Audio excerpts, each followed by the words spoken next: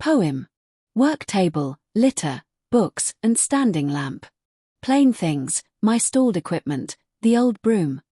But I am living in a tided For 10 nights now I've felt the creepin'. Damp. Float over my pajamas wilted T. Sweet salt embalms me and my ad is wet. Everything streams and tells me is right. My life's fever is soaking in. Night sweat. One life, one writing. But downward glide. And bias of existin'. Wrings us dry. Always inside me is the child who died. Always inside me is his will to die. One universe, one body, in this urn. The animal night sweats of the spirit burn. Behind me. Again I feel the light. Lighten my leaded eyelids, while the grey skulled horses whinny for the soot of night. I dabble in the dapple of the day. A heap of wet clothes, see me, shivering. I see my flesh and bedding washed with light. My child exploding into dynamite. My wife, your lightness alters everything. And tears the black web from the spider's sack. As your heart hops and flutters like a hare. Poor turtle, tortoise, if I cannot clear the surface of these troubled waters here. Absolve me, help me, dear heart, as you bear this world's dead weight and cycle on your back. Summary. Robert Lowell's Night Sweat opens with a description of the things the eminent poet finds in his chamber while he tries to compose a poem. A standing lamp, books, litter, and the work table are among the basic objects that he can see.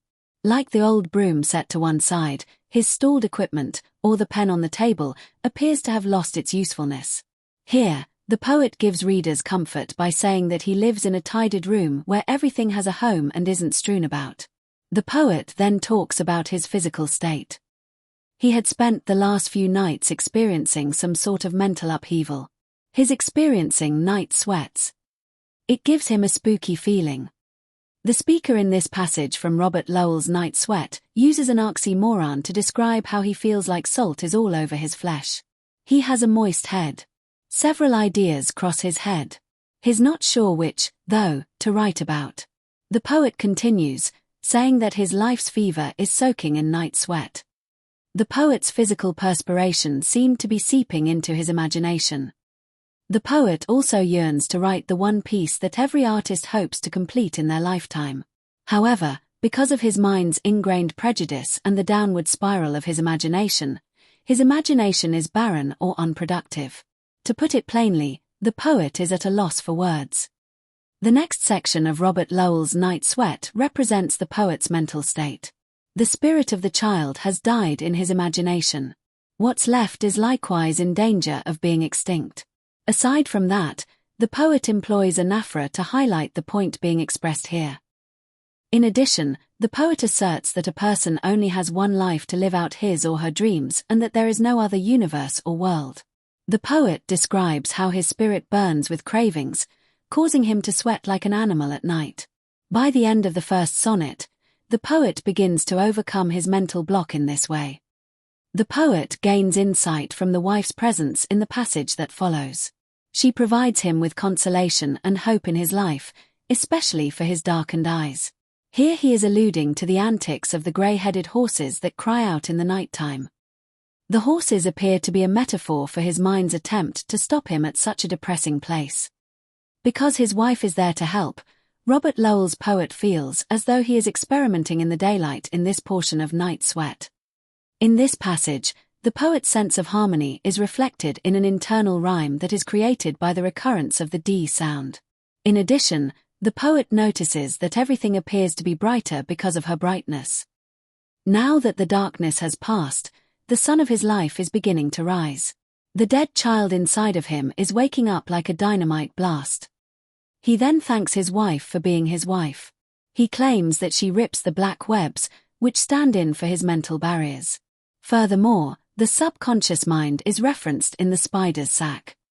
In addition, the poet likens her to a hare to capture her vitality and spontaneity.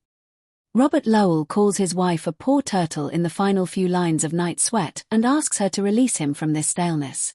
In addition, the poet equates the tortoise's carapace to obligations, calling it a dead weight.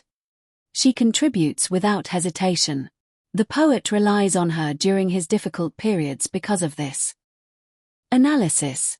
Robert Lowell addresses creation and mortality worries in Night Sweat, fusing bodily misery with deep questions about existence. The speaker's internal conflict is reflected in the poem's two contrasting movements. There is a lot of gloom and misery in the first movement. Phrases like wilted white pajamas and creeping damp evoke a feeling of mental and physical immobility. The child who died stands for unrealized potential, while the animal night sweats are a metaphor for an ongoing creative battle. A victim of one life, one writing, the speaker yearns for a breakthrough while lamenting the downward glide and bias of existing wrings us dry. The second movement opens with you, who is most likely the speaker's wife, shining brightly. Light and dapple of the day bring hope and rejuvenation in place of the prior gloom. With her hopping heart, the wife's image represents love and vitality that gives life. She alters everything, pulling the depressing black web apart.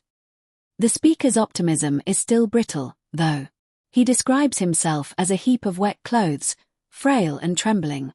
The recurrence of his fear of drowning in troubled waters suggests that his newfound hope may not be secure. In the end, Night Sweat is a poem about being vulnerable and strong. It delves into the depths of hopelessness and the frantic pursuit of purpose. The reader is left with a painful and uncomfortable question. Can the speaker clear the surface and find peace in the face of his struggles? The ending leaves open-ended questions, yet love and the act of reaching out for aid offer a ray of hope.